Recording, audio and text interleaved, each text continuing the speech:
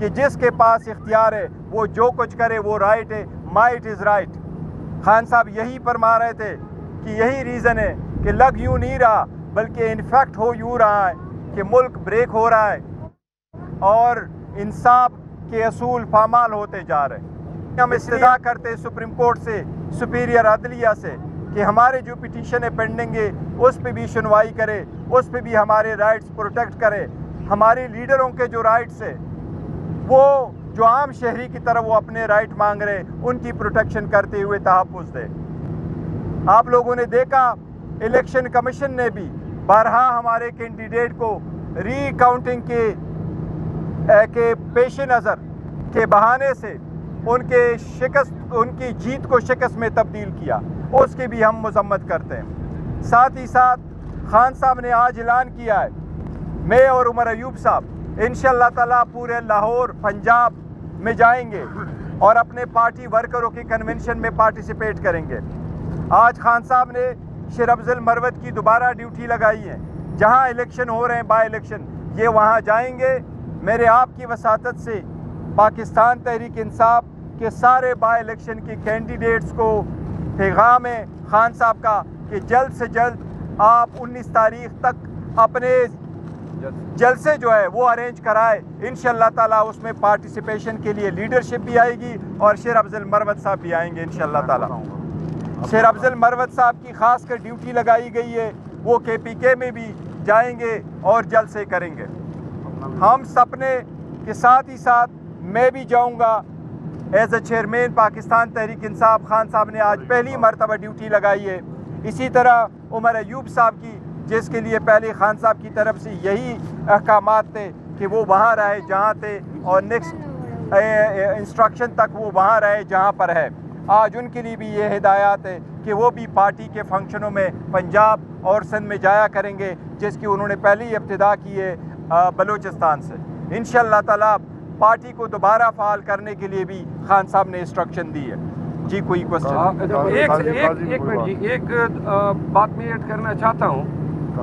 خان صاحب کے ساتھ آج ملاقات میں انہوں نے اسی کمرے میں ایک شیشے کے فریم پہ مشتمل ایک پارٹیشن بنائی اور ساتھ میں ایک بڑا سا بلب انہوں نے لگایا، اور وہ بلب جو ہے بیسیکلی جیل حکام نے ہماری ویڈیو اور آڈیو ریکارڈنگ کے لیے لگایا ہے۔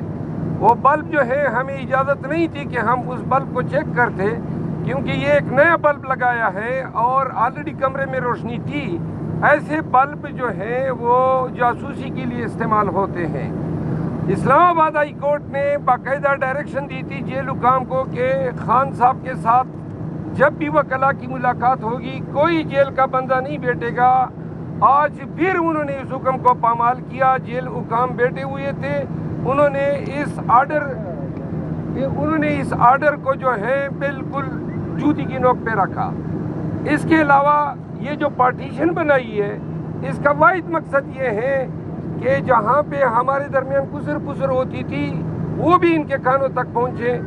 ایک بات، دوسری بات، پنجاب کی قیادت سے میں گزارش کرتا ہوں کہ ہمارے پاس ہم آلریڈی تاخیر میں ہیں ضمنی الیکشن میں، اور 19 تاریخ تک ہمارے پاس 3 دن ہیں۔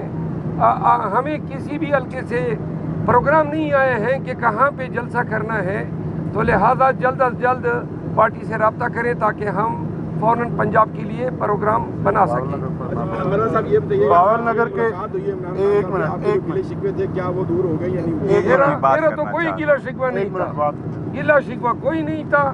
خان صاحب کو میں نے آگاہ کیا کہ بھائی وہ جو سوشل میڈیا ٹیم ہے وہ چونکہ آپ کی خواہش تھی میں نے ابنڈن کر دی ہے، اور دوسرا میں نے یہ بھی بتایا کہ پارٹی میں اگر کوئی میرے خلاف بیان بازی کرتا تھا تو میں نے یہ بھی اعلان کیا ہے کہ ان کو جواب بھی نہیں دے گا۔ خان نے اس کو سراہا ہے۔